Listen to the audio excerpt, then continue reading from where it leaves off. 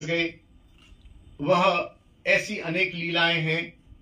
गौड़ीय वैष्णव गोस्वामी वंदन में उन्होंने शक्ति का संचार किया। गौड़ीय वैष्णवों ने अनेक ग्रंथ लिखे और गौड़ीय वैष्णव संप्रदाय में जितने ग्रंथ हैं, संभवतः इतने ग्रंथ किसी अन्य संप्रदाय में नहीं है। जितनी सूक्ष्मता गौड़ीय वैष्णव ग्रंथों में है, और गौड़ीय वैष्णव ग्रंथों का अर्थ ये नहीं है कि उन्होंने कोई अपनी बात लिखी।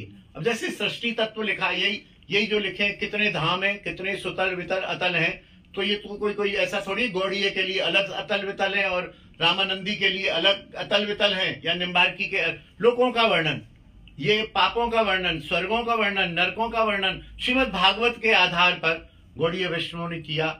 और उसी ग्रंथों की परंपरा में हमारे पिताजी ने भी करीब 150 ग्रंथों का हिंदी अनुवाद किया। बंगला और संस्कृत में ये थे, और उसी सेवा में राधा रानी ने मुझे और मेरे छोटे भाई को भी लगा रखा है।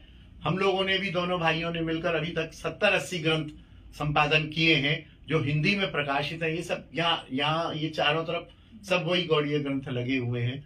तो ग्रंथों की महिमा है, और महाप्रभु साक्षात ईश्वर हैं, वे कलयुग के अवतार हैं। हाँ, थोड़े छुपे हैं क्योंकि कॉमन नहीं हुए वो।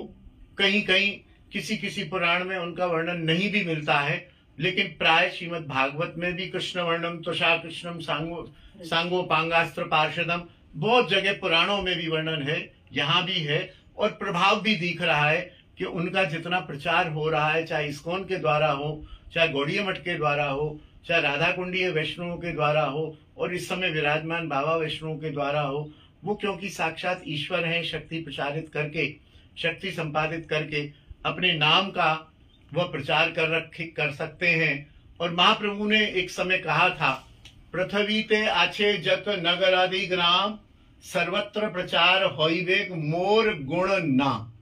पृथ्वी पर जितने भी गांव हैं, वहां पर सभी जगह मेरा गुण, मेरा रूप, मेरी लीला का प्रचार होगा ही होगा। इस काम में इस्कॉन ने बहुत बड़ा सहयोग किया है। बोलिए श्री कृष्ण चैतन्य नित्यानंद महाप्रभु की जय।